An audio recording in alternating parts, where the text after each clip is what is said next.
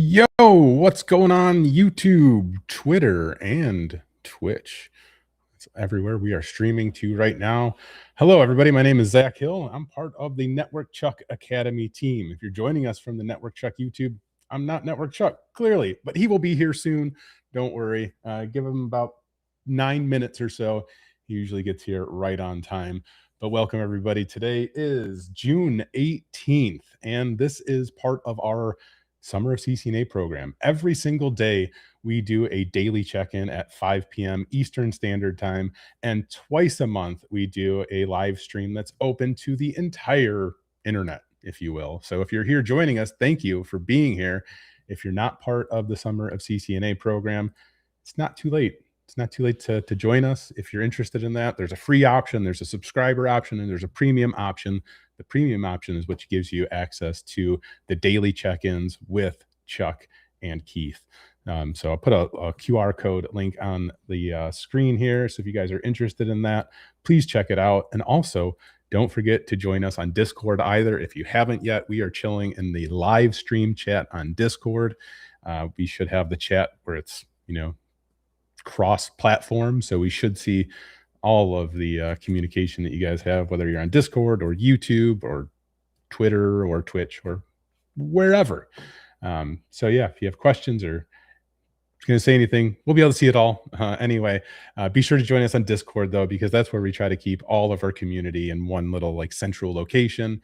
We have a lot of support there with all of our members there. So if you need help or assistance with anything like labs and things like that, we can definitely help you out in the Discord as well. And speaking of labs, I want to give a huge shout out to our partner, Skillbit. Skillbit is a company that I've been associated with for a very long time. They used to be called MetaCTF. They host all of our virtual labs. So all of the virtual labs that we have for our Summer of CCNA program, they're all hosted over there on Skillbit. And we cannot thank them enough for providing that service for us. They've been very reliable in everything that we've been doing so far.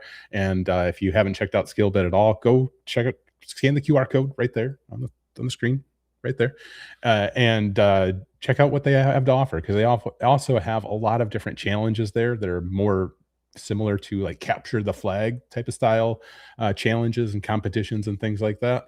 So if you're looking to learn more and level up with some hands-on labs, definitely check out Skillbit as well. But now I've got through our welcoming everybody. Now I'm going to check out the chat. So hello, everybody. And Heidi already has this kicked off. Hello, Zach from Wyoming. So if you are joining us in Discord, which I hope you are, and again, if you haven't yet, put the QR code on the screen, because one thing that I love to do is ask everybody to post their favorite GIF in Discord that shows us where you are calling in from. And I am going to be the first one to do it because I know that there's a delay. So let us know where you're calling in from. I put my image or my GIF in Discord. If somebody sees that, they should maybe have an idea of where I'm located at in the world. But yes, definitely join us there.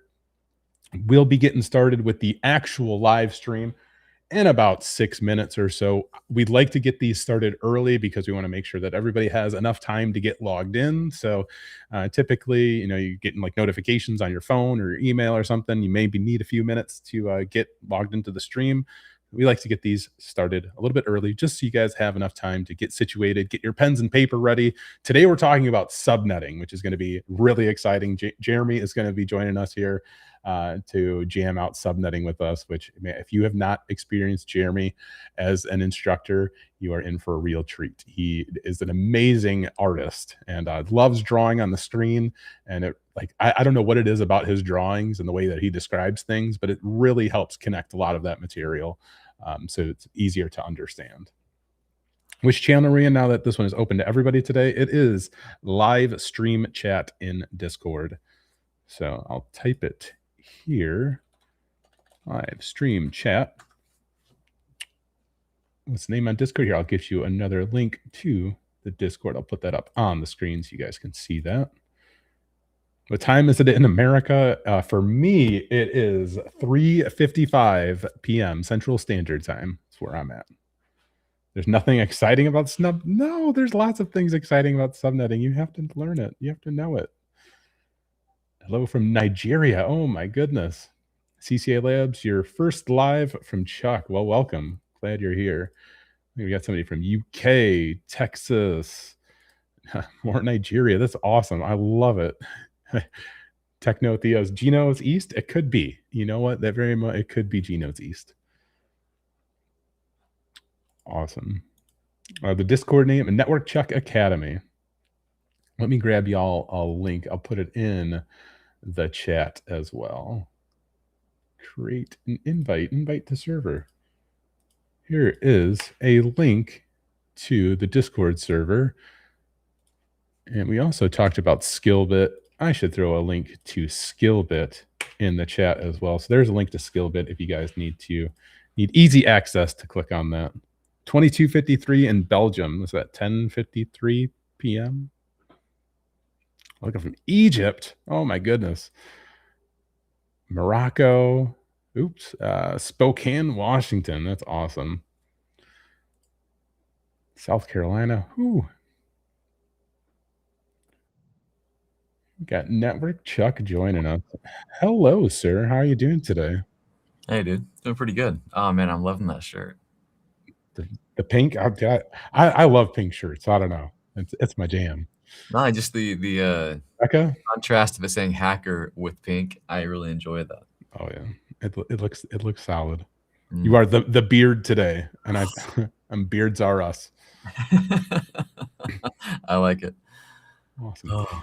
Well, we're live streamed out to everybody today, so say hello to everybody who's joining us. Are we live right now? We are live right now. We have cool. Over 260 people.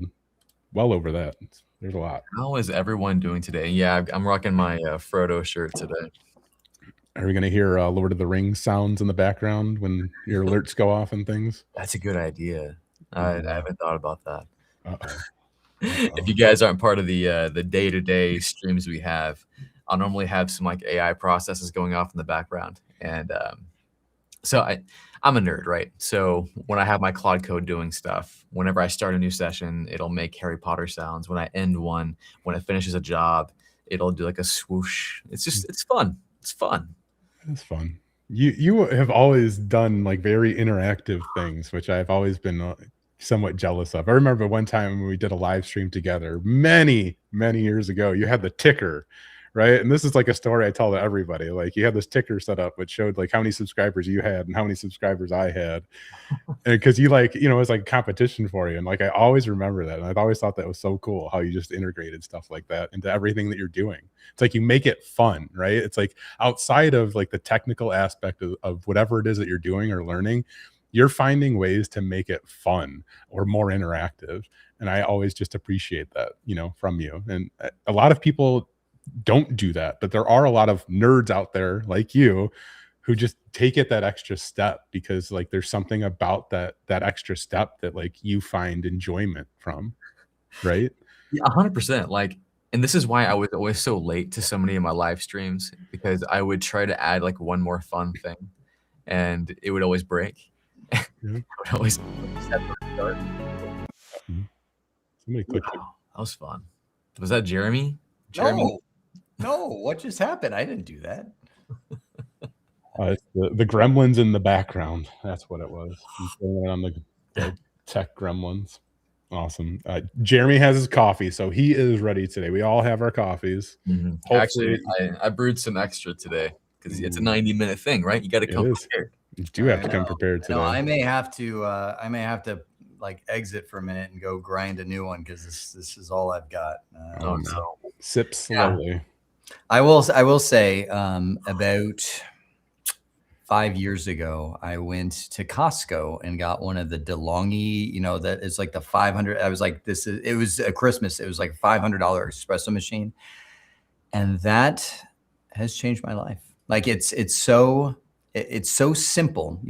I literally push a button and it No, that's too easy. See, that's the thing is that I just came from Chuck's Texas Paradise, and he's got an amazing machine.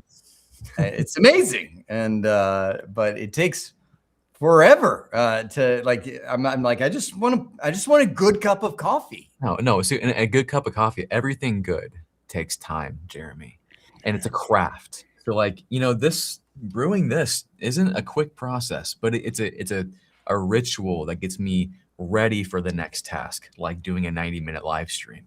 It's a thing. It's a thing. When you try to rush everything, man, you lose the sense of life. I'm gonna have to agree on this one because I grind my coffee every time I have a cup. I'm grinding coffee. I'm putting it in the espresso machine and going. It gotta be fresh. Yes, sir. Yes, Gotta sir. be fresh. But, all right, everybody. Welcome to today's 90-minute live stream. I'm sorry, Jeremy. You're. I know. Fine. We're getting started. Welcome, everybody. If you don't know, this is part of our Summer of CCNA program. So twice a month, we do these live streams that are open to everybody. The whole entire internet is more than welcome to be here with us. Today, Jeremy is going to be talking about subnetting, which I said is very exciting. And somebody in the chat was like, that doesn't sound very exciting. But I guarantee you that Jeremy is going to make this learning session very exciting. So thank you all for being here. If you haven't been here before, every single day, outside of the twice monthly ones that we do for everybody, we come together every single day at 5 o'clock Eastern Standard Time, Jeremy, Chuck, myself, for our daily check-in for the Summer of CCNA. So I'm going to put a QR code on the screen so you guys can join us for the Summer of CCNA if you haven't yet. But this is a 4-month program where we're going to take you from zero to hero, basically. The whole goal here is to get you guys, prepared for taking the CCNA exam. So we have a lot of video material, reading material that you guys can go through for the Summer of CCNA, but we also have some practical hands-on labs that our good friends over at SkillBit have partnered with us to deliver for us. So if you guys haven't checked out SkillBit yet, definitely check out those guys. Give them a shout out. Tell them that we sent you. They would love to hear from you. They offer a lot of challenges and fun and excitement over there for all their virtual labs that they offer. So definitely go and check them out. And of course, if you guys haven't yet, please join us on Discord, because that's where we try to keep all of our community in one central location. If you have questions about anything, we have a bunch of people there, moderators, and tons of helpful students as well. So please join us there, ask questions, hang out with us. We would love to have you there. And one last thing. I said yesterday in our daily check-in that I'd have a surprise for everybody. Oh, yeah. And I forgot about that. I said that Jeremy and Chuck didn't know what it was. I don't know. I still don't know if they know what it is or not, but I'm going to share it with y'all right now. It is our official Summer of CCNA swag is here. The website is live right now. I'll make sure that I put this in the chat for you. So if you guys want to get swag, we got t-shirts, stickers, and we're going to be doing giveaways. So be sure to stay tuned. Join us in Discord, especially, so that you can be part of the giveaways, so you can win t-shirt or sticker of your choice, of course. And I'm super stoked about that. I put a link for that in the chat, so you guys can all check that out if you'd like. And that's all. Can you click the buy now, Zach? I'm curious what it looks like. You're right. I haven't seen this. Look at that. And just so you guys know, this is not AI designed. This is all in-house. Actually, it's our lead video editor, Mike. He is an amazing graphic artist. So shout out to Mike. Thank you, Mike. Awesome. Yeah, you guys check out. I'll put another link in the chat because I know the chat was going a little bit crazy. There you go. If you guys want swag, want to support and show that you're part of this program, get a t-shirt, get a sticker, show us off. Show yourself off. Oh, yeah, I've got my sticker rocking on my water bottle right now. Mm-hmm. Now that the site's live, I got to order mine. So hopefully in a week we'll get one. And I got to buy Micah one apparently too. So we'll get you one, Micah. Awesome. All right, Jeremy, Chuck, are you guys ready to get started today? Yes, absolutely. Absolutely. And I think it's funny. I was looking at some of the comments on LinkedIn, and we do look at all your comments. And it's funny how surprised I think people are when, Chuck, you and I respond to people. They're like, oh my gosh. Like the funny thing is I always tell people we're famous among nerds. It's like, I'm sorry to tell you, Chuck, you're not Tom Cruise. We get a lot of comments But at the same time, it's not like we're untouchable or anything like that. So yes, we do read them, and yes, we do respond to them. I just saw one on there this morning where someone was saying it's so weird how literally we were just saying we should do a whole session on subnetting, and they're doing a whole session on subnetting, and I'm like, that is what we're here for. We are here for you guys. And it was fun bringing, Zach joined us at the beginning of Sumer of CCNA, and Zach, even you, I'm not, I hope I'm not putting words in your mouth, but you were like, I can't believe you guys are doing this. Like, you are literally day after day after day hanging out with these people for months, guiding them through. And he goes, nobody's ever done something like this before. No, it's a very rare thing. Anytime I tell anyone this, they're like, hold on, you're showing up at a live stream every day? Like every day? Like every single day? Yes. Yes. And the reason for that, though, like one thing that I think it has truly been missing from all training just in existence, period, right? Like from the get-go, has been accountability. And I think by us, you guys, especially, like you guys came up with this, being here every single day to interact, connect with the students provides accountability for the progress, the journey that they're going through.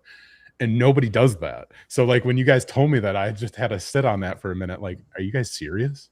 You're really going to do like that? Is incredible. It blew my mind, honestly. And I'm so thankful that like you guys decided to do that. Like, I love being a part of this, and I'm not trying to like talk it up of like, hey, like please join or whatever. But it's just like, it's so different when you have that accountability aspect to it, when you have these daily check-ins where we are here for you. And as Jeremy said, like we are responding to you guys on social and everywhere that we can. We're here for you. That's why the Sumer of CCNA exists. We wanted this to be an interactive and engaging learning journey with you guys. So thank you for being here. Like I truly cannot thank you all enough for sharing your time with us, because you guys, all of you joining us right now, are taking time out of your lives to sit here with us nerds. And that's incredible. Thank you truly for that. It's not too late to join, but you are behind. I'm just going to be straight up. You're about a month behind. But the thing, oh, whoops, I hit the wrong button. The thing about it is, you can, you're going to be a month behind. I was like, you can't really skip it. But all of the live streams that we do every single day, we do a live stream and we record it and we inject it into the course. And so, you can simulate being part of it, or you can jump into the live one. We'll just be so far ahead. We're about a month in. So, we're doing subnetting, and Chuck, I do stand corrected. Apparently you are Tom Cruise. Yeah. You know what? I prefer being the Tom Cruise of networking because I can go outside and just walk around and be a person. And that's nice. Yes. Except this is Go Live or something, but otherwise anywhere else is fun. Absolutely. All right, let's get into it. So let's just do a quick time check, because like these sessions feel like they go so fast that we're done. So we've got literally more than an hour right now that we can talk about subnetting. And I'm telling you, by the time we're done here, you will know how to do subnetting. But before we even do that, the funny thing is, I've been teaching subnetting for so long. Sometimes it's just like, okay, let me show you how to do subnetting. You'll be able to do this. It's no problem. And I've had people walk out and they're like, I can subnet. And they don't have any idea where they can actually apply the skill to. So I'm like, oh, we've missed the end goal of subnetting is not subnetting. The end goal of subnetting is that you can design your networks efficiently and effectively to where you're using your IP address as well. So first and foremost, yesterday, Chuck, we talked about 3 classes of addresses. What are they? Class A, Class B, and Class C. Now, I do want to preface with this. Even if you've done subnetting before, you're going to forget it. And like you're watching this now, you're gonna maybe learn it and get like a new level of confidence in it. You're going to forget it. You're going to. Why do I know this? Because I forget it all the time. I made a course on it and I forget it. I have to refresh myself every time I come up against subnetting, because you don't do it all the time. You might, but you don't usually do it all the time. So don't feel bad or weird. But anyways, Jeremy, we got our class A, B, and C up there. Right. And this is the reason why we have subnetting. So this is the first octet of an IP address, right? So when you're looking at an IP address, when I see 192.168.1.0, I know that that is a class C IP address by default, which means it has the subnet mask 255.255.255.0. I cannot change that subnet mask. And I know you're like, wait, I thought you're subnetting. Nope, I can't change what has been assigned via the class, but I can change what comes after that subnet mask. Everything in that 0 territory is fair ground. So the first thing I want to make sure that everybody understands is, why do we do subnetting in the first place? The reason why is we don't have enough IP addresses to just throw like crazy all over the network. So in the CCNA course that you're going through, you're building Castle Ryzen Coffee.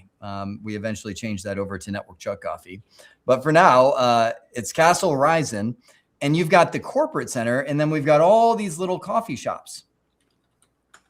Now, Chuck, if we used the class C address and we said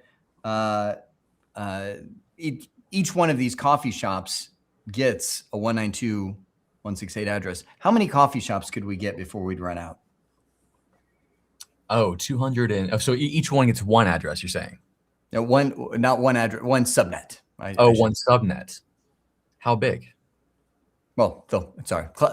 I'm saying it. I was reading comments and I'm coming into this like, wait, what's he want from me? Yeah, no, sorry. So if I just stuck to the class full version, 192.168, about how many subnets would I end up? I'm saying subnets. How many networks would I have of 192 networks, 192.168 networks? Oh, how many 192? I don't know. If you're saying, I thought we're just doing the 192.168.1.0 network. Yeah, I know, and I said it all wrong. I pulled you in at the wrong point. You would have 256 networks that you can have, meaning Coffee House 1 would be 192.168.0.0. Right? We can actually start from 0. Now, I'm going to give you a little shortcut. We'll explain why later, but a class C subnet mask is that you can write it shorthand a /24. It'll make total sense as to why that is later, but I'm just going to save myself in writing. So this one would be 192.168.1.0/24. This would be .2.0/24. This would be 3.0/24, right? So you would be able to go from 0 all the way up to 255, which I know some of you are like, wait, that's the broadcast. If you've had a little IP address, no, actually with this the networks that we're doing, 192.168.255.255 is the broadcast. Just having a 255 is totally fine. So you would end up with 256 sites, but that's assuming that you have one VLAN at each one of those locations. If I changed it, if I'm like, you know what, let's split it. We're going to have Wi-Fi for our patrons, but I want that off of the network, right? I don't want them to be able to hack our POS systems or the back office servers in the coffee shop, right? So I'll have 2 VLANs at each site. And we talked about VLANs earlier in the course. A VLAN is a network. A VLAN is a subnet. So if I say I've got VLAN, let's just say 10, which will be the private network that my employees and staff are using, and VLAN 11 will be the public. That'll be the public Wi-Fi that we just allow anybody to use. Well, the problem in doing that is now I've got all of these subnets and I just cut them in half, because I'd have to have one subnet for the private. And so that would be 0.0. And then I'd have one subnet for the public. That'd be 1.0. So if I stuck to the class full version of networking, I'm hosed, because I just took my coffee houses from, I could have 256 of them before, and I just cut it in half and I'm down to 128, right? And all of a sudden I'm like, oh wait, no, I wanted 3 VLANs at the site because I don't know. I'm trying to make something up because of a reason I needed a 3rd VLAN, whatever that is. You know, as soon as I do that, I then cut my subnets down again. Now I've got 256 divided by 3. You know, that's by the way, I'm doing this longhand because on the CCNA exam, no, you do not get a calculator. So we're at about 85 or so subnets that we end up with. So 85, or I should say 85 stores if we have 3 subnets at each store that we have in there, right? So this is why I'm giving you one situation as to why we do subnetting, is because if each VLAN is a subnet, then the classful way of doing this doesn't give me enough. I need to be able to go further. So I'm going to stop right there for just a second. Chuck, Zach, does this make sense as to the problem that we're trying to solve? Because I think sometimes people see subnetting as the problem that we're trying to solve, and it's not. Subnetting is the answer to a bigger picture network design issue that we're trying to solve. So one of you guys say back to me what you heard in this scenario. Not it. Oh gosh, why are you gonna do this to me? I'm not the networking guy. I don't know if I could relay back anything useful, honestly. I was going in between chat and listening to you because I'm trying to pay attention, because this is helpful for some of the challenges that I'm working on. So I'm sorry, Well, Jeremy. I will say that, so VLANs might even be a new concept for many people watching, and we haven't really covered VLANs just yet, Jeremy, have we? Like we've definitely mentioned the term, but we haven't gone through what it is. For this point, it's just a network. We're making other networks for our network. And it stands for virtual LAN. So when you think about a LAN, a local area network, that's your network. At your house right now, you're on a LAN, a local area network. When we have a virtual LAN, you're able to make other networks. And it's called virtual because you're just kind of cutting it up and it's not tied to like physical things exactly. So here, Jeremy, just kind of reiterate. So we're trying to, so each location, we want a private and a public network is what you're saying. Yep. Okay. And so we've gone at that point from one network at each site, just like you said, Chuck. A VLAN is a network. It is a sub network, right? And so as soon as we have more than one VLAN at a site, we need more than one subnet. Chuck, do you have more than one VLAN at your house? I do. Well, I mean, it depends. I have probably 5 at my studio and 4 at my house. Mm-hmm. So right there, as soon as Chuck says that, that's 9 subnets that Chuck needs. 5 at his home office, which it's an office in a home. That's not his home. So 5 there. And then he's got 4 networks at his house. Each one of those needs a subnet. And even just think, this is what I'm talking about. Like even with Chuck in his house, if you've got 192.168, he's already burned 9 of them. And that's just Chuck in a house. I mean, in a business environment where, maybe it's not just 200 stores, you've got 2,000 stores. That's where we need subnetting to be able to break this down so that we can give each one of these locations an IP address, right? Each one of these locations gets its own network or sets of network. I'm spending a little extra time there because I've done this so much that when I teach people subnetting, they're like, I got subnetting. Now, where do I use it again? Like it's like, this is the where. It's when you are designing networks, when you are designing and saying, okay, we've got multiple networks at a location and we need to assign them all IP addresses. This is the way to do it. Good. Mm-hmm. Yeah, and to make it even more real world, like when I worked for a mortgage company, chat in the chat if you work for a mortgage company, how that normally works is you'll have a bunch of different sites across the US or wherever you are. And we ballooned from like 100 sites to probably 700. And each one of those having a network, what Jeremy just described, 192.168.1.0 doing classful, that's out the window.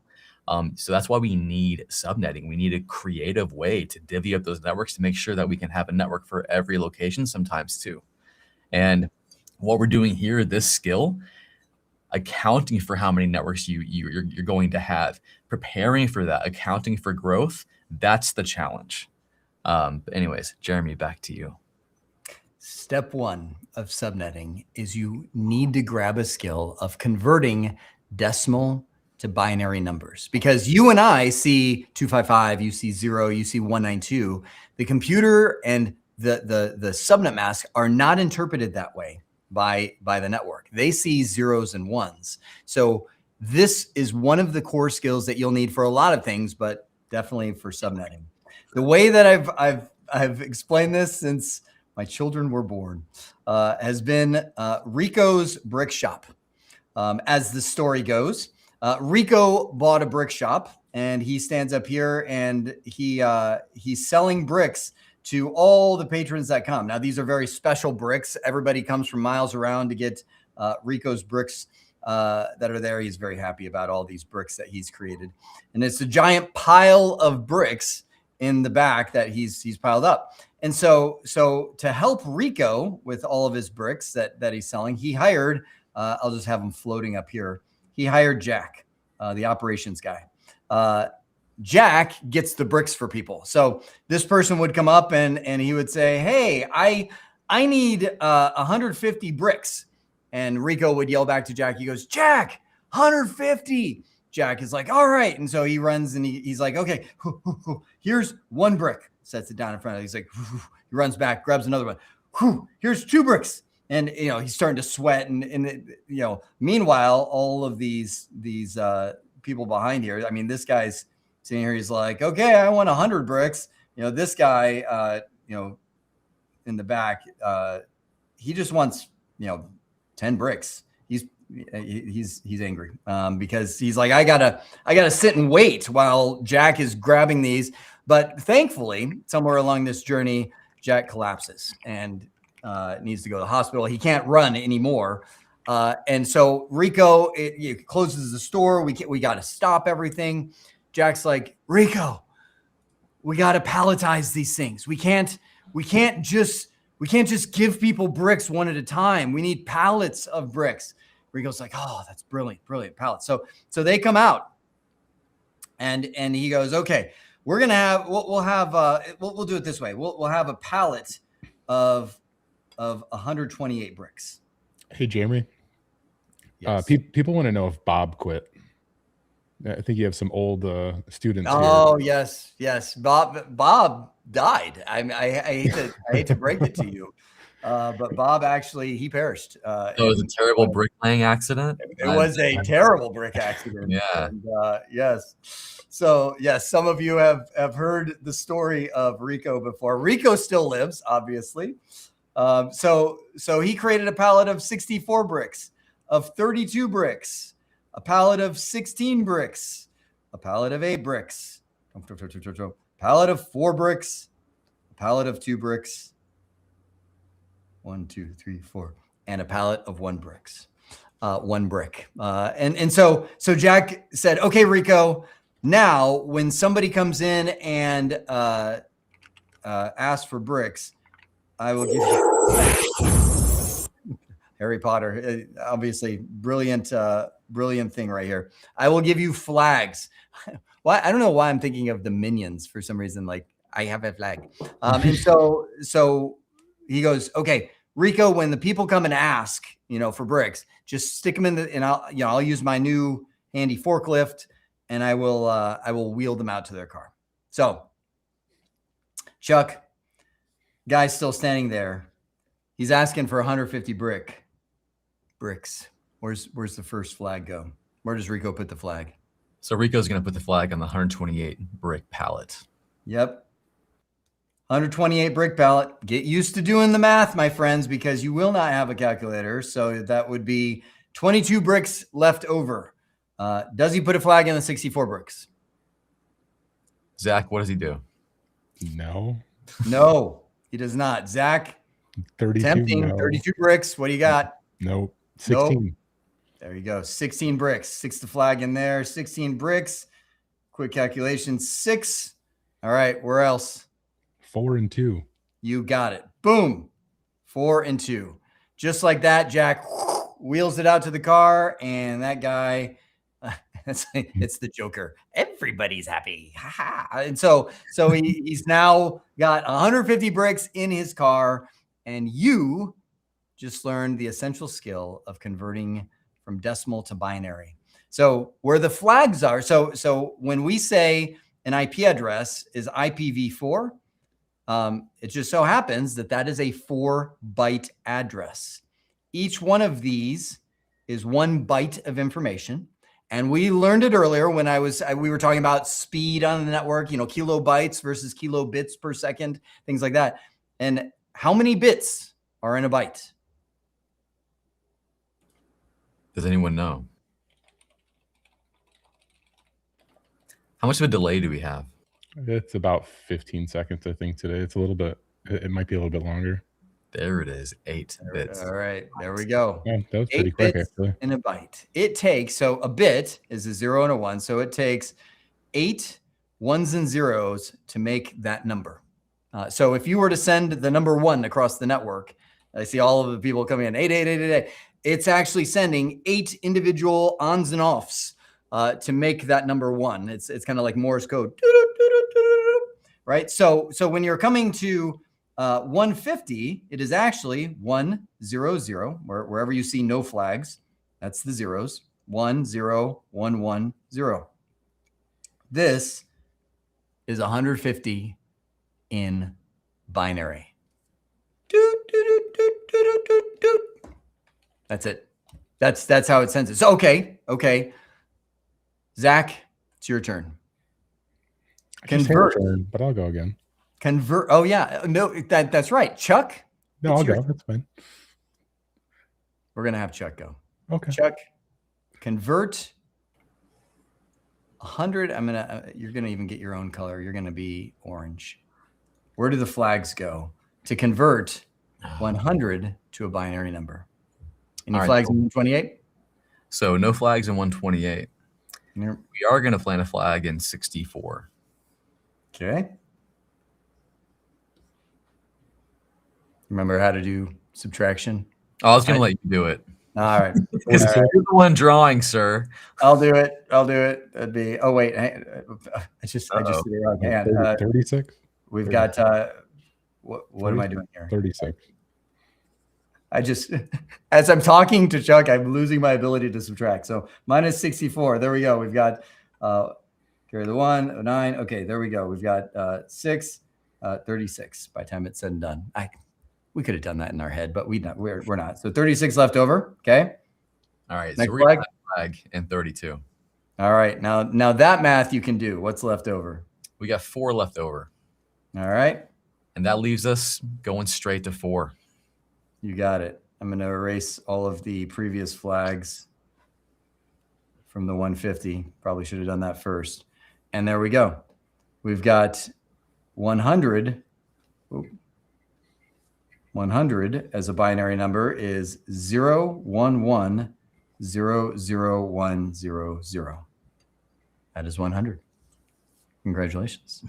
And Zach, honestly, when I first learned this, like it felt like magic because like when you hear binary, I mean it is the language of computers, and to be able to convert decimal, a number that we deal with, into a number that a computer knows, that feels cool. Like you feel like you learned something real, and you're learning like a real skill here. You feel like a real nerd, like for sure. I agreed 100%. Like converting the binary to actual like words like that. Don't you have a binary tattoo? I do. I have binary in my. Shut up. Do you? I do. Oh, we gotta bring him up. I don't know. Oh, there you go. Yeah. Go again. There you go. Who's gonna figure it out? Whoever figures it out first wins a T-shirt. Oh, those are literally 8-bit chunks. Zach has how many bytes on his arm? I thought I was all into subnetting. No, my friend. Zach is all in to subnetting. He has committed his life. All right, last one, Zach. This one's yours. Help me convert 10 to a binary number. Any flags in 128? No, none in 128, none in 64, none in 32, none in 16. but we're going to take 8. Flag. Nope, not in 4. And then we're going to take 2. Flag. 1, 2, 3, 4. 1, 0, 1, 0. Voila. You have done it. You have the first skill of converting or to subnetting is converting from decimal to binary. I'll pause a minute in case somebody's taking screen caps, because that's a great screen cap to take, and you will treasure it for the rest of your life. Some people remember even Bob, the predecessor to Jack, who Bob. Where's his tombstone at? You gotta have a tombstone. Rest in peace, Bob. I'm genuinely curious though, like what did happen to Bob? Like, did you just like, is there a character arc, or did you just forget about him and replace him with? I just forgot about him. He's gone. All right. Now we're going to come into the first mode of subnetting, converting. Well, actually, let's not call it converting. I'm thinking about converting binary. First mode of subnetting is subnetting based. Okay, sorry here. This Dave, he got it right on what my binary says on my arm. It says hack the planet. Yep. Wow. Yep. Because Hackers was an influential movie to me growing up, so I had to represent that on my. That is pretty. That Zach, you are more all in than I thought you were. So tell me what it was about Hackers that you connected with. So it came out in 94, so I was 10 at the time, and being 10, like technology, especially 94, right? I don't know. There's a few people here who remember 94. Technology was really starting to become a thing, you know? So like Hackers, when I first saw that, I was like, is this really what hacking's like? Is this really what computers are like? Like, this is so cool. And that was like my initial like kind of stardom of like, oh, these computers, these look really cool. These are interesting. I want to learn more. And my mom and dad, like they had computers for the business and stuff they ran. So I was able to like, get on there and leverage that, like availability of having computers there. But like Hackers, like that was the initial, like, this is like the coolest thing I've ever seen. I want to do that one day. And I think that's part of what started it. Awesome. That's cool. I haven't seen that movie in a long time, but it's so good. It's, not realistic at all, right? Like, it's the funniest thing about it. It's like, was not realistic, but for a 10-year-old at the time, it was like, oh, this is so cool, Yeah. For a movie to like have a phrase "hack the planet" and like literally every hacker I know says it either tongue in cheek or seriously. Like it's just everybody says it. It's so iconic. Yep, it is. Subnetting based on network requirements. So let's take our coffee house example. Let's say that at the coffee house, they would like they've got let's just say let's go with 192.168.1.0/24. It's a class C network, and they say, okay, we want to break that like right now. And again, I'm stepping back on this because I've taught this enough where people will understand subnetting but not get why they subnet. And so a coffee house might say, okay, we've got that network that's been given to us, but we want to break it into, let's just go with 6 subnets, right?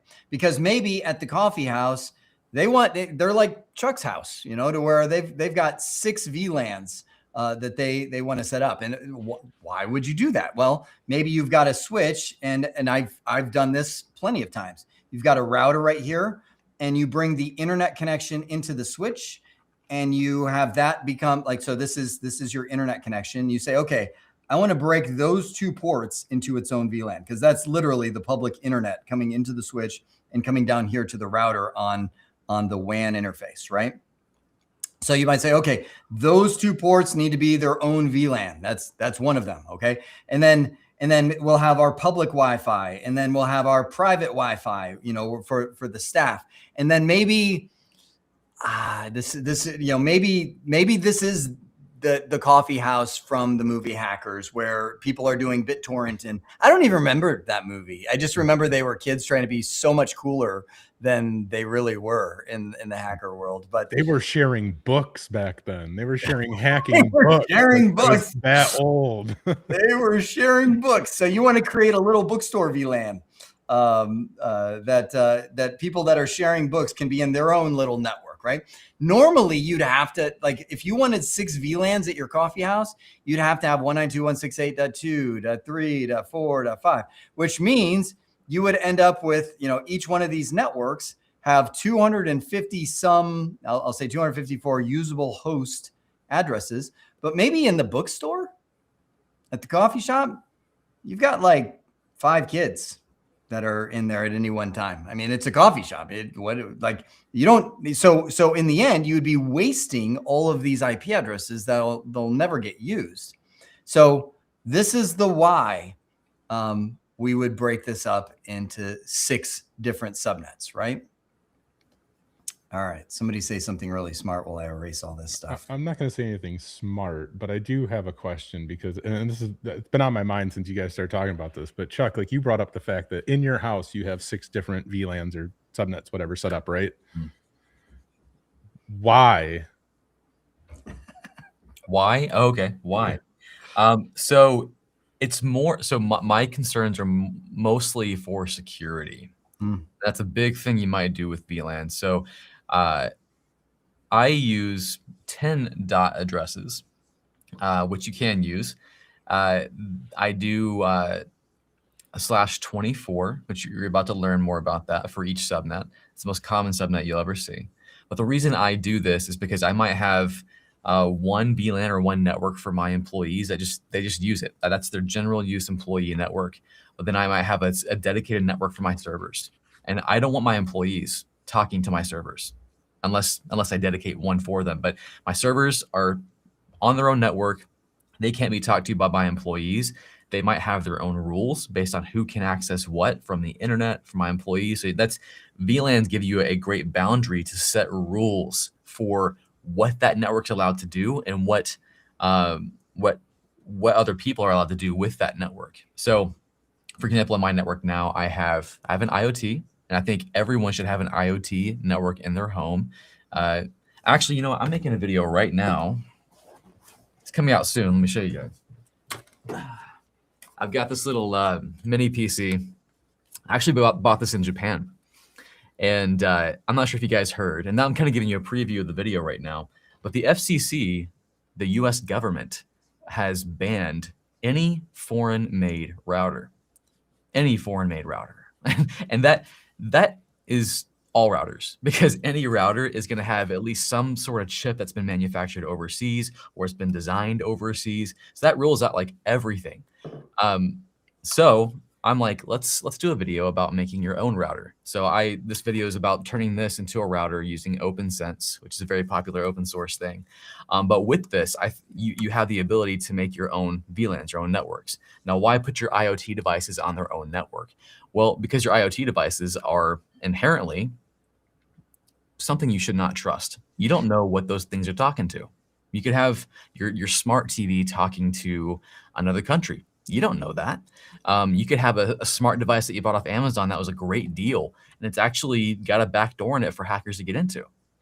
In that case, and even if you buy really good IoT devices that are name brand, you don't know if they have vulnerabilities. You don't know if the newest AI models suddenly found a firmware vulnerability, and it's going to get hacked. So putting that stuff on its own network mitigates that risk or lessens that risk for the other devices in your network. So if something does get hacked on my IoT network, it's isolated to that one thing. And on an IoT network, I might say, you are only allowed to talk to the internet. You cannot talk to any other host. You are only allowed to talk to the internet and no other network in my environment. All right, Zach, did that answer your question? Yeah, absolutely. But kind of like additionally here, right? I think a lot of people who are studying for their CCNA, especially, I see this all the time. People who are going to take their CCNA and studying for it always feel like they need to then start setting up their own home network in a specific way. Like, right, you basically turn your own home network into a lab, right? Do you see people doing that all the time, Jeremy? I'm sure you've seen people do that throughout the years of you teaching, right? Like, everybody just kind of assumes, okay, I'm going to learn this and I'm going to just take this right to my production network at home. What advice do you guys have for people? Because I know people are like asking this question or thinking about it after we've mentioned, that you have this set up in your own home network. What advice do you guys have for people who are thinking about this at this point right now before you get started? And really quick, how many of you out there are thinking about this, first of all? So put, yes in chat, you're thinking about it or whatever. Yeah. And so, I mean, my advice would be do it. It's the most natural thing in the world to be learning something cool with the CCNA and be like, oh, I want to see if I can do this at home. Like, because like that's where you have control. That's where you can actually play around. And that's where you can afford to break a few things without too many people getting mad at you. There's not so much money in the line. You're not going to get fired by your wife or something. I don't know. Maybe you will. But yeah, like design your home network. Treat it like an enterprise network. Treat it like the things you're learning in the CCNA. Use best practices as much as you can. Design it well. That's my advice. Jeremy, you got anything? I full-heartedly agree with that. And your relatives also offer some, if you are married, they also offer some decent pressure. I mean, when you take down the network and the kids can't play games or the TV's not working, normally when you're like, oh, I'll figure that out whenever. And if it's like, they will add pressure to you and you've got to figure it out. And so yeah, I at some point in these live streams, actually next live stream, I will tour you guys through my home MDF. How about that? I don't know if we can do that on Restream, but I'm going to add hopefully if we can, I'll add my iPhone and I'll walk down into my MDF of my house and give you a sense of just how far. It might have to be a 3-part series for the size of your house. I know. I have a big house. I actually have 2 IDFs, if you can believe that. So, oh my goodness. So yeah, now you don't have to mimic that by any means. If y'all have like your Comcast or Cox or whatever router, switch, set up at home, definitely play around with it. Like, that is a perfect playground. And as they both kind of mentioned, you kind of have like peer pressure, not pure, but like just pure pressure built in really with your family. So you're not only going to learn the technical skills, but you're going to learn a little bit of customer service skills at the same time. So yeah, but definitely going to be in your A game there. You have so many options now to do your own home lab. Like, you can choose from a million different things, and you can make a Raspberry Pi your router. Like, the barrier to entry to this is so low now. It just takes creativity and time. And now with AI, you can just ask it like, hey, are these 2 things going to connect and work? Yes, it will. Cool. I'm going to buy them and just do it. So yeah, to echo Zach, like, don't feel pressure, but also if you're competitive, make it look cool. Like, put some. I've got strips of LED. Matter of fact, you want to see right here, I've got these are my project. As soon as I'm done here, these are so that bookcase behind here, LED lights. It's happening. Yeah, there it is. So. So we were talking about subnetting, guys. Subnetting. I'm sorry. I got you sidetracked a little bit, but that was my fault. I'm so sorry. But I think the students wanted to hear a little bit about that. And everybody was like, yes, I want to do this at home. So that might be a future live stream too, where we talk about how you get started at, setting this stuff up at home. And like the network Jeremy is designing right now, or the networks, the sub networks, you can do in your house. Like, how many of you have 192.168.1.0 as your subnet? How do you know that? Look at your IP address right now. Everyone do it. ipconfig, ifconfig, IP address in your terminal. First, you have to run command. Yeah. Yeah. Everyone put your private IP address in the chat. Do not give me your public. You're going to dox yourself. Put your private IP address in the chat. I'm curious what subnets we're working with here. Yep. Good. Well, at Castle Rising Coffee, we are working. So so when you get a subnetting scenario, it'll often be like this. It'll say, okay, we need to subnet based on how many networks we need.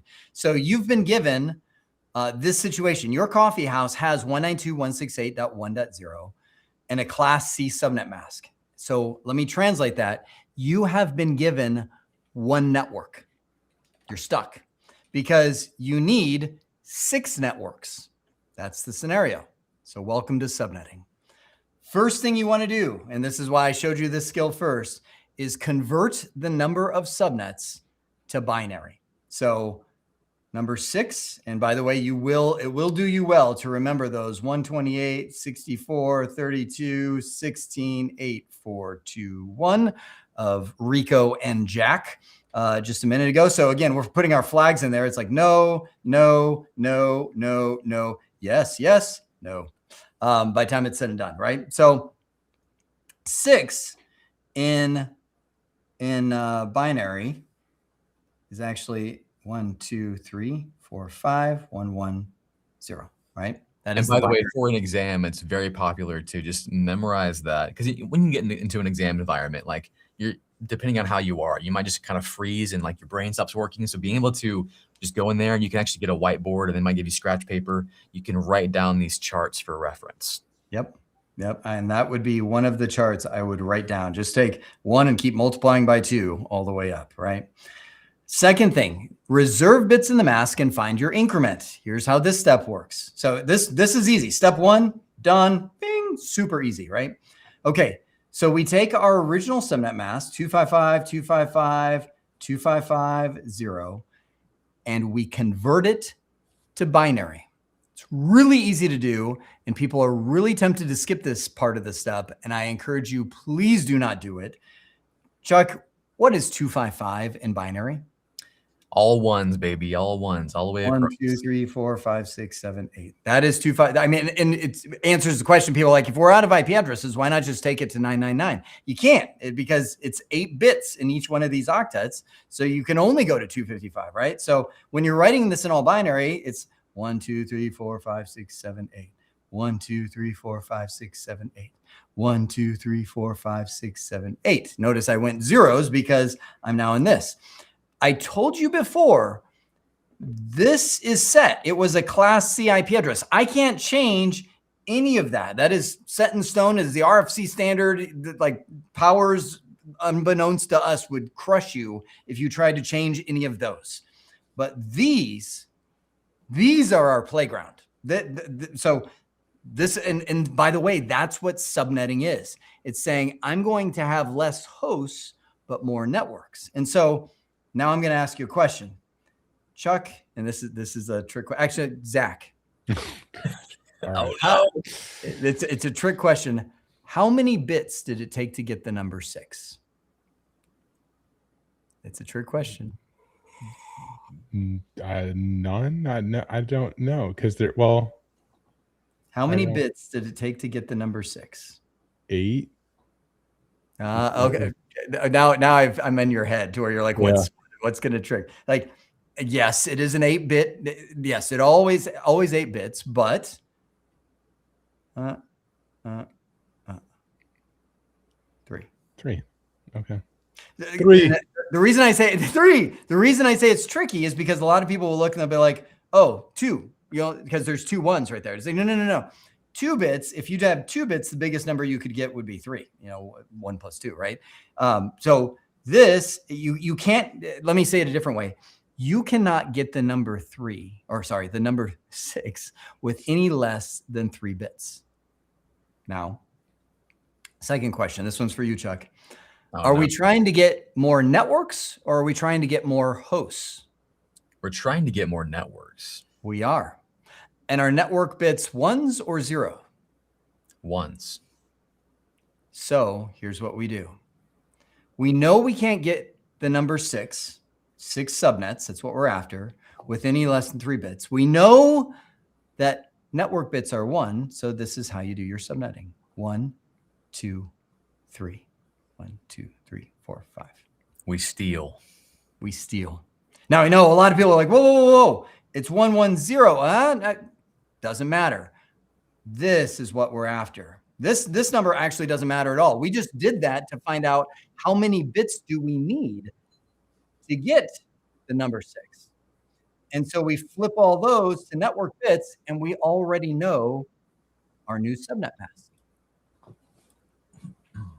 the way that we do it is we put that right here. 2, 3, 4, 5. So this is 120. We're going backwards now. We've got 128, 164, 132. Carry the 1, and you've got 255.255, 255.224. That is the subnet mask that you will use at your coffee house to get your 6 subnets. Woo. We have subnetted.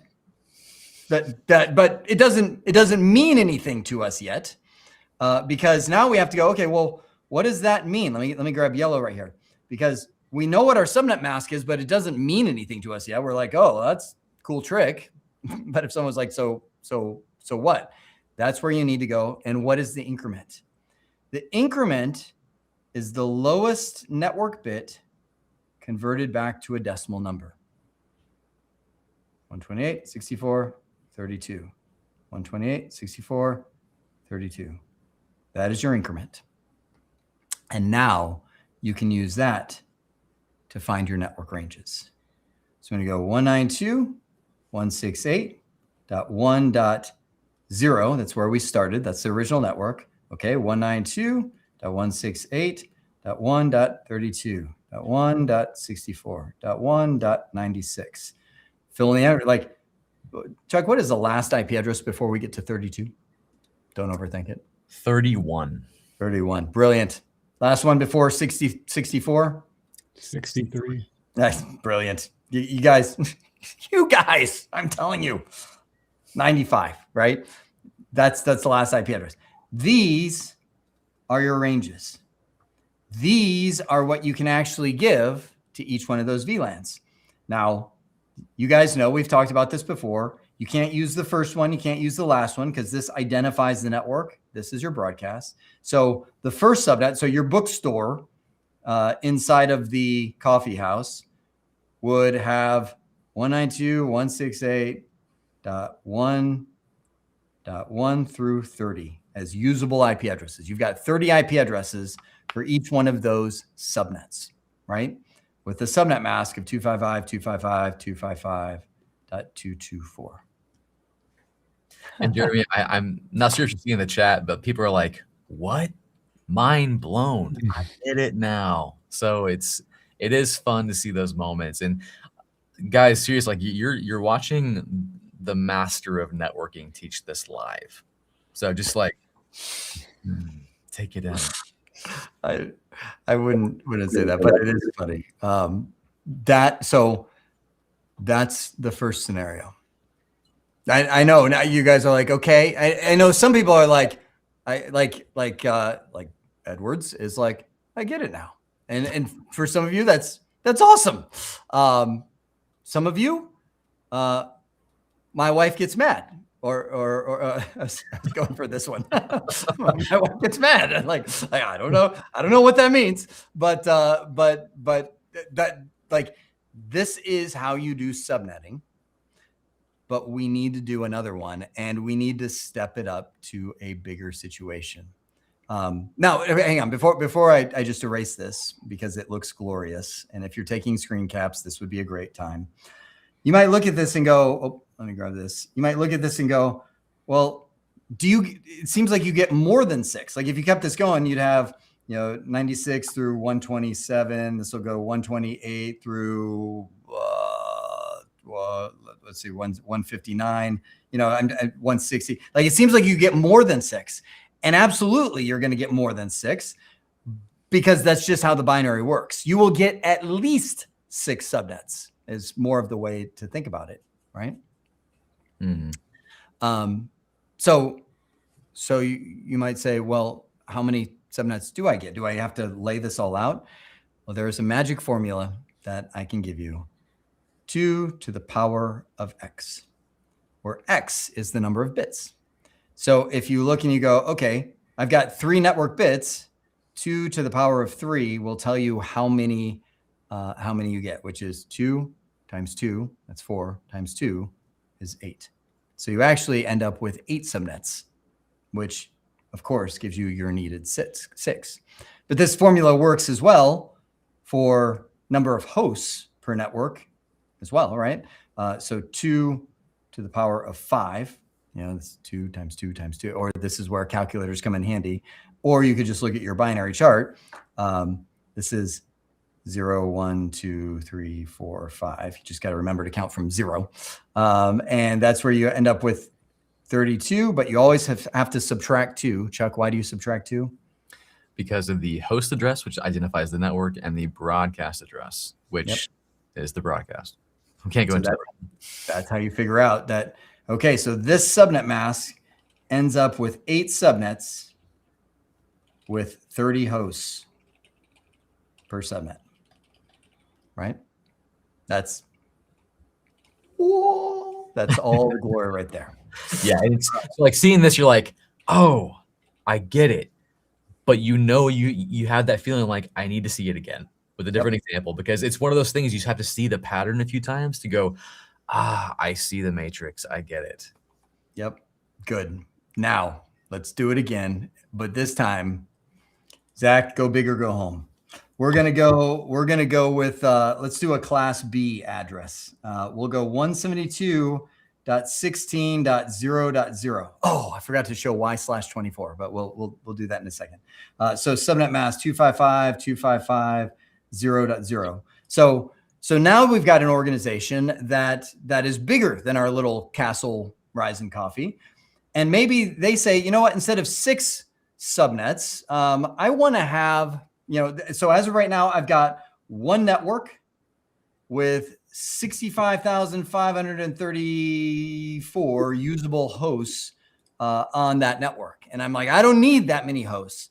Instead, I want to break this into 500 subnets. Like I said, we're going big or going home, man. This is it. So, okay, we can do it. It's same process. Don't panic. It'll hang on. I've got to grab that. I've got to grab that comment because I thought so too. Owen 3 Dutch says that was just a beautiful arrangement of information. Thank you. Thank you. Okay. So I won't write out the steps because it'll take me too long, but we know the first step is we need to convert 500 to a binary number. Okay. Okay. Let's do it again. 1, 2, 4, 8, 16, 32, 64, 128. Got to go a little further. 256. 256. Yep. Okay. What's after 256? 512. 512. You got this tattoo too, didn't you, Zach? No. Yes. No, did not. So we have to look at 1024, 2048. Yep. 1024, 2048. You start 4096. You start recognizing a lot of these numbers again and again. So, and this is why, by the way, this is why you get some people that when they do something, they just kind of look and they're like, 252, like they've seen it. So, I mean, there's actually not that many variants when you start seeing it. So you have to look and you have to go, okay, where to convert 500 to binary, where's my first flag go? Well, I know I can't subtract 512 from 500. So right there. I'm going to give you a shortcut. I know we've only done one of these problems, but I'm going to give you a shortcut already. You could figure out the whole binary equivalent of 500. It would be, we'd have to go 500. Every time I see that someone scan the QR code, I'm always like, and for $59.99, there's I don't know why that it just reminds me of that so much. But so 500 minus 256. So let me just say, if you want to figure out the whole binary equivalent, I'm just going to make it up. You could, but remember when we're doing this, we don't really care what the binary version of 500 is. What we do care about is how many bits does it take to get the number 500, because that tells us how many subnet bits we need, right?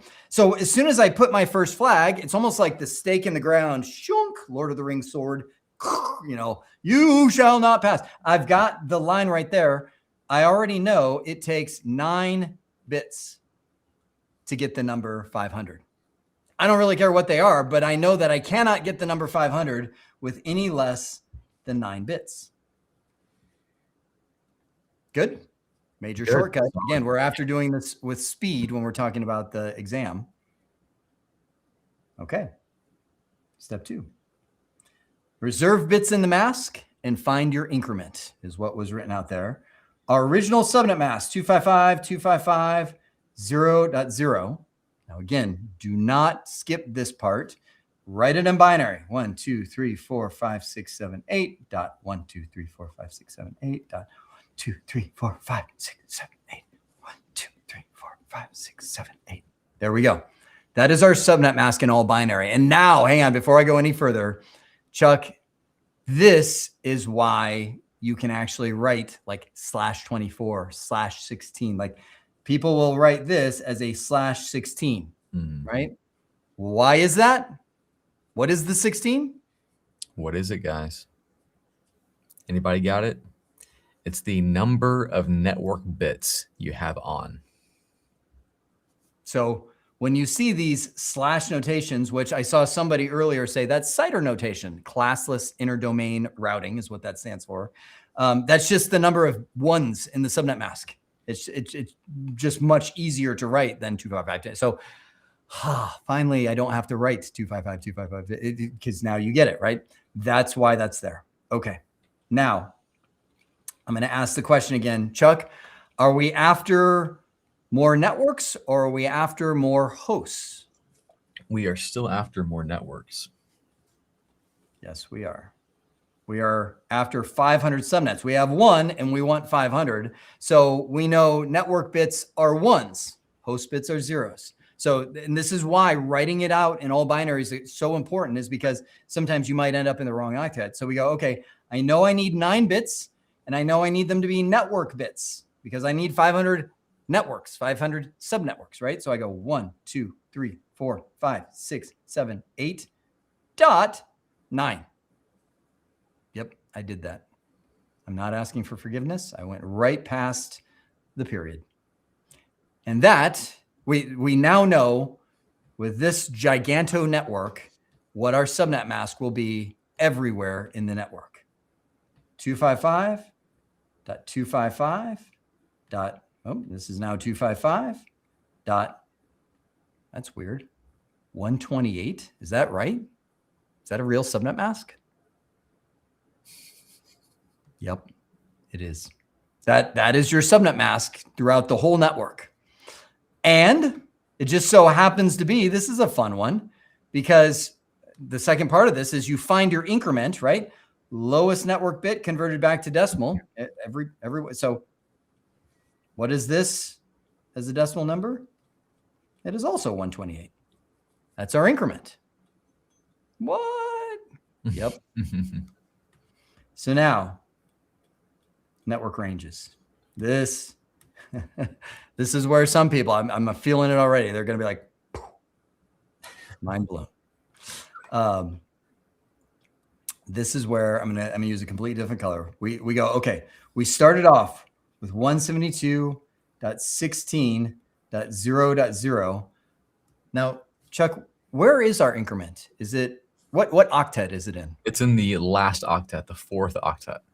4th octet. So that's where we do our math. So our next one will be 172.16.0.128, right? Mm-hmm. So just right now, I'm going to fill in the end range. This goes through 172.16.0.127. Now, this is where, hang on. Chuck, what do you get when you add 128 plus 128? 256. Oh, my word. What have we done? You can't have, we've broken the whole thing. Don't worry. We haven't. Because remember, the max you can have is 255. It's like, this is working in binary, right? If you've got 9 and you add a 1, it's the same kind of thing. We're like, oh, we broke it. Oh no, it went to 0 and we carry the 1 and now we have 10, right? Like, I know that's a weird way of saying it, but that's technically what, because it's like you maxed out that one digit or that one octet. So when you add and you get 256, you have to go, no. We can't have 256. So if we fill in the, what is, Chuck, what is the last number before we get to 256? 255. Yep. So the next one, it's like you added a 1 right there and you carry the 1, right? So we come back here and we go shoop, plus 1, 1.0. So how did that feel, guys? Is that weird? Was it? Did you see that coming? Right. And now you see the same thing going through the whole. Oh, what am I doing? I'm doing 192.168. Too much. Then it got really weird. You didn't see that one coming, did you? 132. Just when you thought you got it. The 1.127, right? So we've taken one network with 65,534 hosts per network, and we've now broken it into at least 500 subnets with 126 hosts per subnet, right? Can't use the first one, can't use the last one. Now I know this, there's so much that will make people uncomfortable about this, because they're going to see things like this and they're like, oh, can I have 250? Is that a broadcast? Yes, it is. This is the broadcast address for this little subnet. 127 is the broadcast address for this little subnet right here, right? It can definitely make people feel uncomfortable, but this is 100% right. So if you want to know, well, how many hosts? Well, so how many subnets do I get? Well, that's again 2 to the power of, let's see, 8, 9. We'll tell you how many subnets. 2 to the power of 7 minus 2 will give you a number of hosts. All right. And I can tell you, just because I know binary, this ends up being 512. This ends up being 126 usable hosts per network. And if you, by the way, if you're checking your work, you can't do this on the exam, by the way. It won't work. But if you're checking your work, oh, good grief, let me take your calculator. And right there, you see that. Actually, it's not that one. You want to go to scientific. There we go. I know, right there, immediately, some people are like, I'm not doing this. Don't worry. So 2, and you got x caret y, right? That is so small, isn't it? Sorry, Zach, I can't make it bigger. 2 x caret y 11. Is that? No, I said 9. Uh-oh. 9 equals, oh, shoot. 2 x caret y 9 equals 512. There you go. Right there. So if you ever want to verify your work in Windows, go scientific mode, 2 x caret y. And I know it's super small, and that'll do it. That is a class B example of converting networks, converting hosts to networks. That you want a subnet based on the number of networks. I just have to call this out. So awesome. Thank you, 29 Jester. Glad to have you on board. So this is the second major example that we're going to have. We're going to have one more example, but this is going to flip it on you, and you're going to be like, "Oh, I thought I knew it," but it is not. So, Chuck, Zach, before I erase this, any questions that you guys wanted to bring up? I haven't been able to keep my eye on the questions that they've been ticking by. No, it looks like the students are pretty much engaged with everything that you're doing. So I think most of them are just sitting there in awe and waiting for the next example to solidify the idea.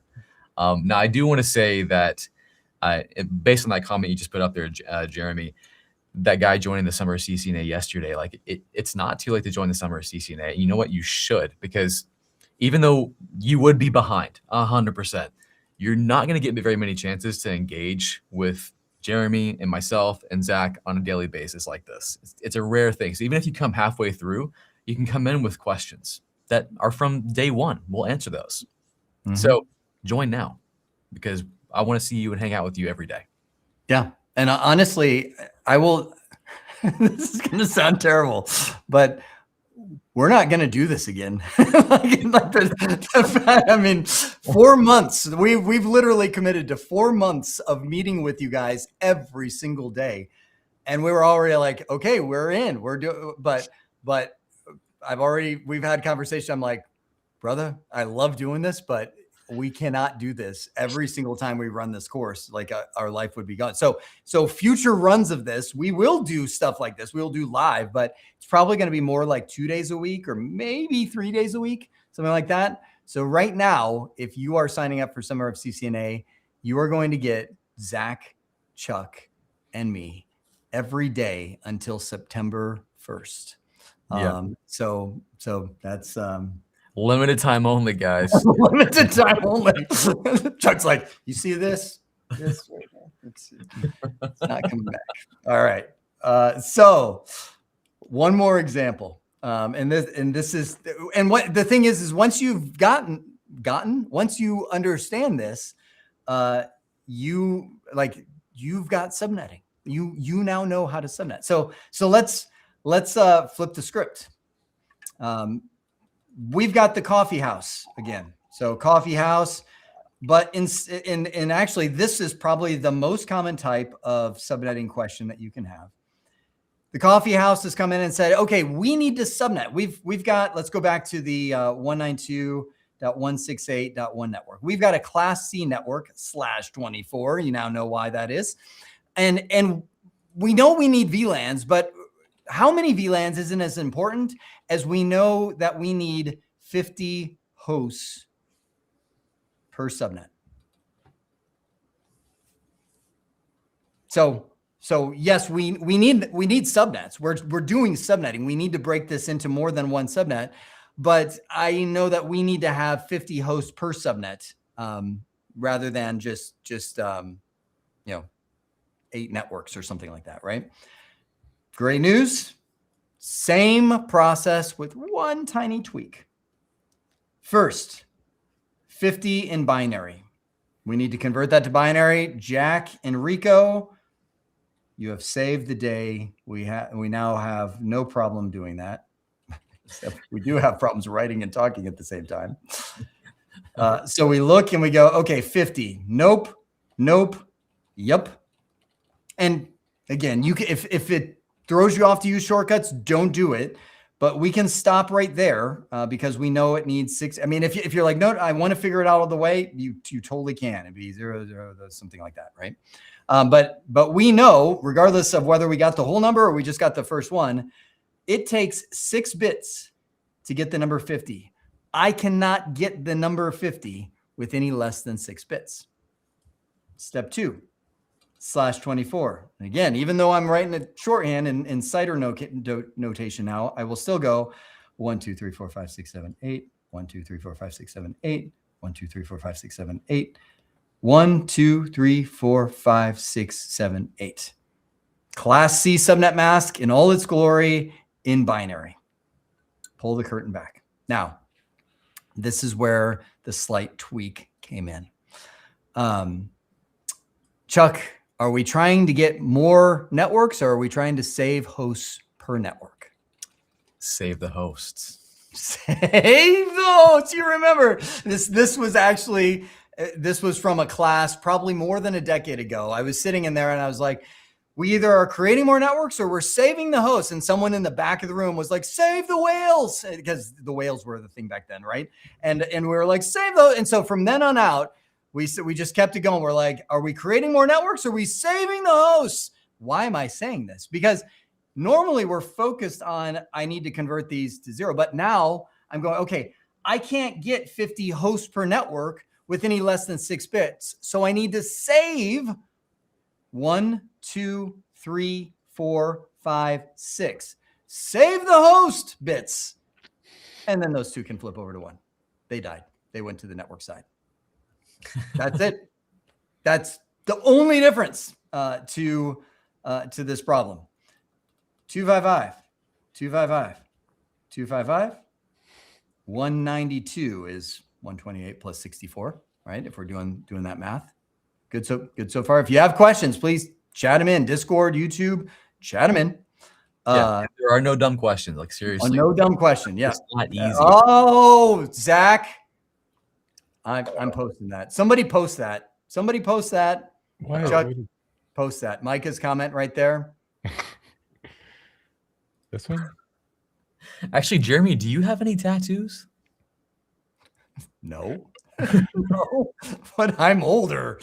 Older people don't get tattoos. Sure they do. Sure they do. I'll get save the hosts if you get global configuration mode tattoo. That is so much longer.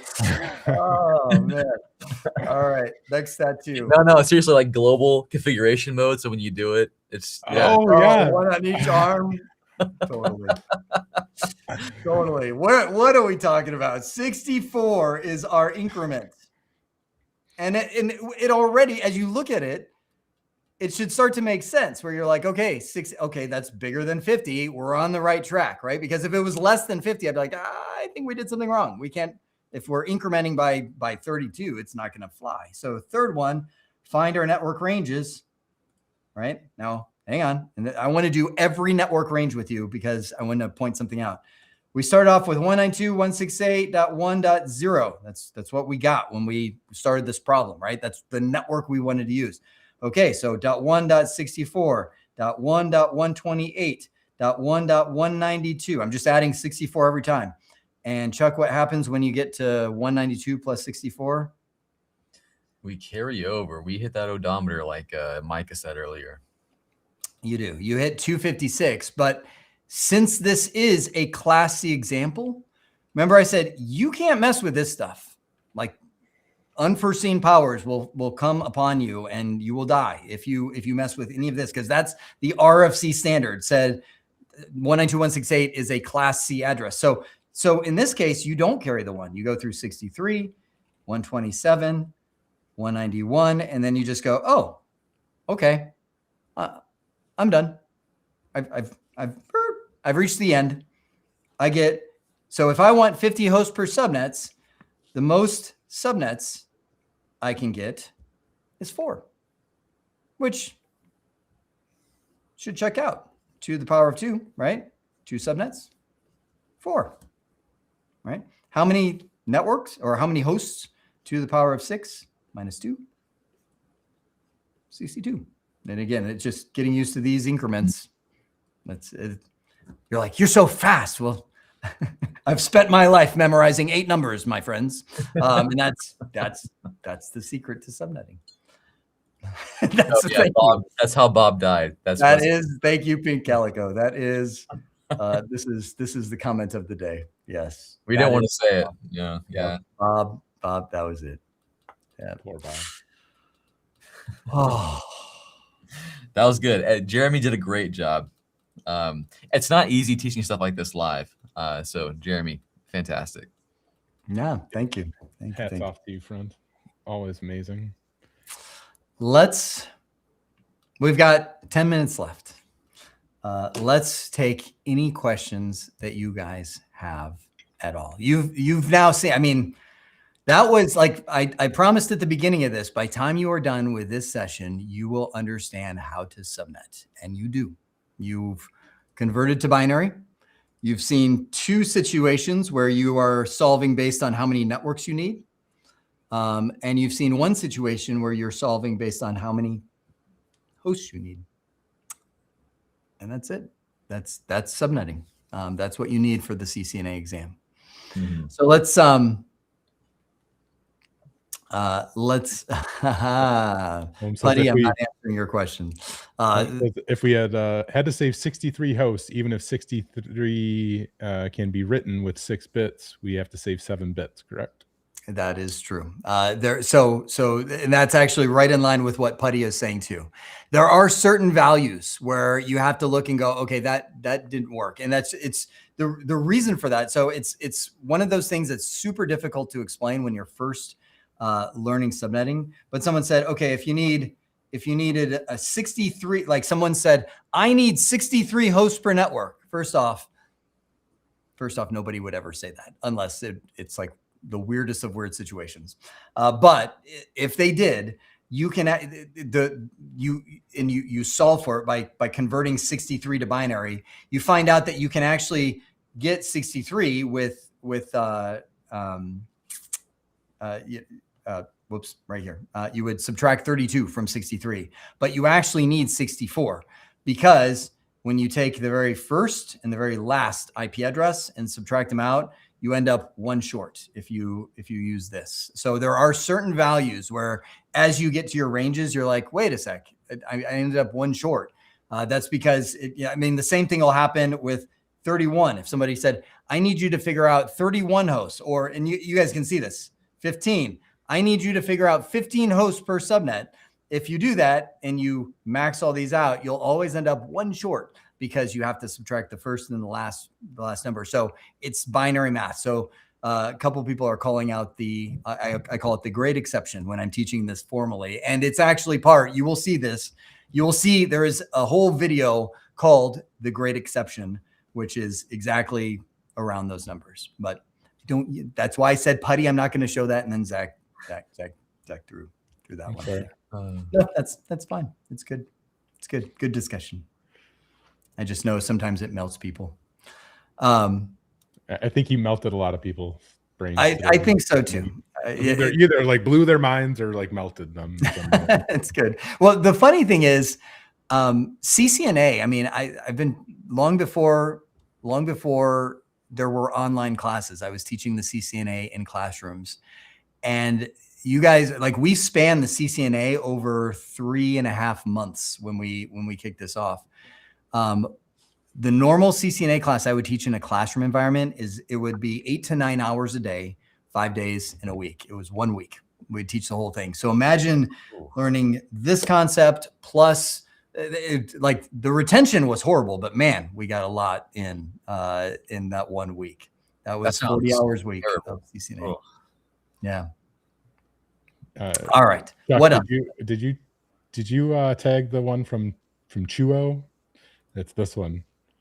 Now, how do you use the subnets? That's a great question. Let me I got restream. So that's a great question. And that's actually the right question, because a lot of times you figure this out, you're like, awesome, I've done it. Now what? So this is literally where you start configuring your router. So I didn't come up with the scenario. I just said, this is it. So let's just say we wanted to break this into 4 offices, right? Because let's just say this is like you've seen in strip malls, the little insurance offices. I've actually seen the design for State Farm. They have all these little offices and they do exactly this. I don't remember if it was 64 increment, but they have the offices where this office is 192.168.1.0 / and by the way, what is the slash on this? 26, right? 24 plus 2 more. So 26. This office, let me go to a different color. This office would be 192.168.1.64 / 26. And so the default gateway, and this is why it's such a great question. Default gateway for this office, what do you think it would be? It's not .1, it's .65.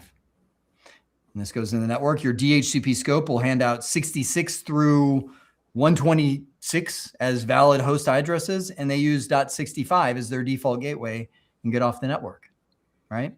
Such a good question, because if you haven't seen this before, you're like, whoa, that's weird. If you haven't seen it before, it will. So the default gateway for this network right here is .65. Default gateway or first IP address of this one would be .129. Imagine doing ipconfig and saying .129 is your default gateway. That's normal for the people over at State Farm, because this is the design that they use. Each little office has a little subnet of 64 increments, and because they use their private address as well, and they can span them out all over the place. Well, with the asterisk, normally the first usable IP address is the default gateway. You can change that. You can have it wherever you want it to be. But that's very true. I mess it up and I always do .3. Why on earth do you do that? I don't know. It's something I picked up from a network engineer I used to work under, and I just always kept it. Yeah. All right. And hackers maybe it's just one thing they have to figure out. Yep. Yep. And you know, every network that you go to and you're like, what the, why did somebody use .3 as the default gateway? It's because of that guy. Yep. What else? Here's one from Cloud. Sorry, I clicked no, the button. Go ahead. You're good. You can do that one. Are Jeremy's CCNA videos and labs enough for the CAN exam? Yes, yes, they are. But your practice is absolutely necessary. And this question rings of, if I just watch your videos, will I pass the exam? No, you won't. If I just watched Lord of the Rings, would I be able to tell you every scene and exactly what Frodo did when he dropped the ring into the pit of lava? No. I was like, where did that come from? It must have been Chuck's shirt. But there are details that I should have rehearsed and memorized from Lord of the Rings that I did not. And so same thing there. Sorry, Zach, back to you. You run it. You're good. No, it keeps the engagement going. I love it. Cloud Connect asking, is it still worth it to get CCNA now with all this AI going around and considering how AI will be developed in, let's say, 3 years from now? Yes, 100%. I mean, you have, first of all, and you may not know this, guys, but like there is a shortage of network engineers, like a massive shortage. So even if AI does come in to help accelerate so many things, we're still at a loss. We still need people who know networks. And you know what? No one's going to trust an AI to run a network by itself.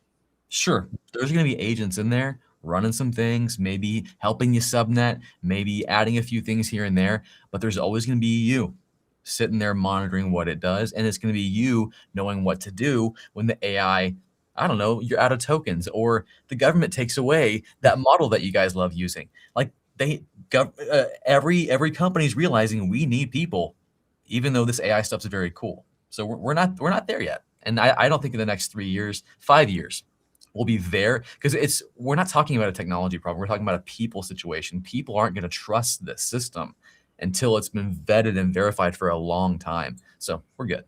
Don't worry about it. Get your CCNA. Yeah, Fable 5 would have replaced all network engineers, but government man. Too bad. Sorry. Too bad. Yeah. But I mean, but just think about it. I mean, AI is there as like it. You can integrate anything, but I mean, just imagine this. You're like, okay, ChatGPT, what are the subnets? And it spits it out. You're like, aha, I now know subnets. Why am I asking this? Like, it's like AI has a long way to go, but you knowing how all of this works, yeah. AI, yeah, we've actually talked on this on many occasions on multiple live streams, and I don't want to go all the way down the rabbit hole, but AI is the ultimate tool. It is awesome. We have AI agents in our Slack that we've started naming, and they're our friends, and we talk to them regularly. Inca, I love you.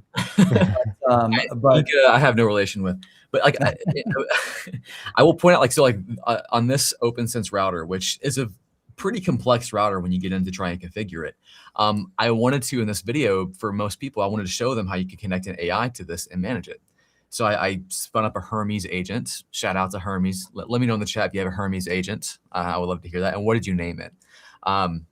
So I had a Hermes agent connect to this via the API. And I'm like, hey, add a new DNS server configuration. Like, just add it in there. And it went in there and it did a great job. But you know what it didn't do?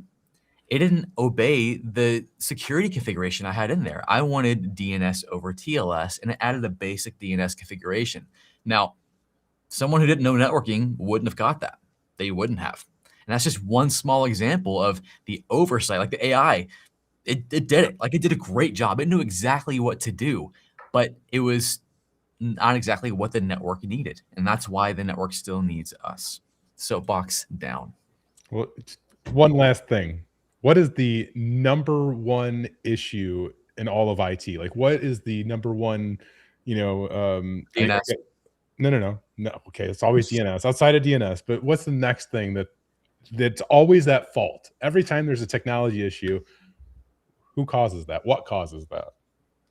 It's a person. It's a human being. right? That human beings are the biggest downfall to technology. We need us everywhere, right? But at the end of the day, AI is not going to be able to think like a human for quite some time. And we as human beings have to be able to be accountable for all of these technologies still. Like we still have to be able there to service them. We're still going to need human beings to deal with other human beings. And if you don't know this yet, information technology, you're going to be dealing with a lot of human beings. Like gone are the days where us, technicians and network engineers are stuck in the basement and the dark basement. No, nowadays as an IT professional, you are often dealing with other human beings and helping fix issues. And AI just simply can't account for that. So we still need you, an individual, a person, a human being, to be here supporting all of the different technologies. And starts with something like the CCNA, not to like bring it back, but to bring it back, like networking is like the foundation to everything. So learning and starting with the CCNA is huge. I overshadowed that. I assumed it's just one of Jeremy's million kids. Speak of the what is the iron and the black and the kettle or something like that. Yeah. All right, guys. Thank you for being here with us. It has been awesome. Zach, take us home. Yeah, absolutely. So just to end things, thank you all, of course, for being here, sharing your time with us again. We greatly appreciate y'all. I want to give a huge shout out again to Skillbit. Skillbit is the company that we partnered with to host all of our virtual labs. So when you sign up for the premium Sumer CCNA or subscription, you get access to the virtual lab. So you can actually go in from your browser and get into a Cisco switch and start learning right from your browser, which is incredible. So make sure you guys check out Skillbit. And of course, if you guys haven't joined us on Discord yet, please join us on Discord. That's where all the fun communication happens, and all of the help that you might need, that's where we can help you, is on Discord. And if you haven't signed up for the Sumer of CCNA, please do that as well. And the last thing, which I didn't grab the link for quick enough, is the Sumer CCNA swag. If you guys want to get a t-shirt or sticker to represent Sumer CCNA, Chuck, let's see your sticker on your water bottle. You guys can check out the link that I just put in the chat. You don't have your t-shirt on today, but that's okay. We'll forgive you this time. Yeah. Jeremy's got stickers. I don't have. See, I got to get on board with this. Goodness. Anyway, thank you all so much for being here. If you want to be part of this, where we do these daily check-ins every single day, 5 o'clock Eastern Standard Time, you can join us for the Sumer CCNA program. Otherwise, we do these live streams just like this twice a month. It's open to the entire public. So share it with your friends if you liked what you saw today. And otherwise, that's all we got for you guys. Thank you all so much again for being here, and we hope to see you either tomorrow or in the next public live stream. Take care, everybody. Have a good day. We can't stop the live stream until Jeremy. Okay, you got it. You got it. You did it. Okay. I'm in. All right. I'm out. Thank you, everybody. Have an amazing day.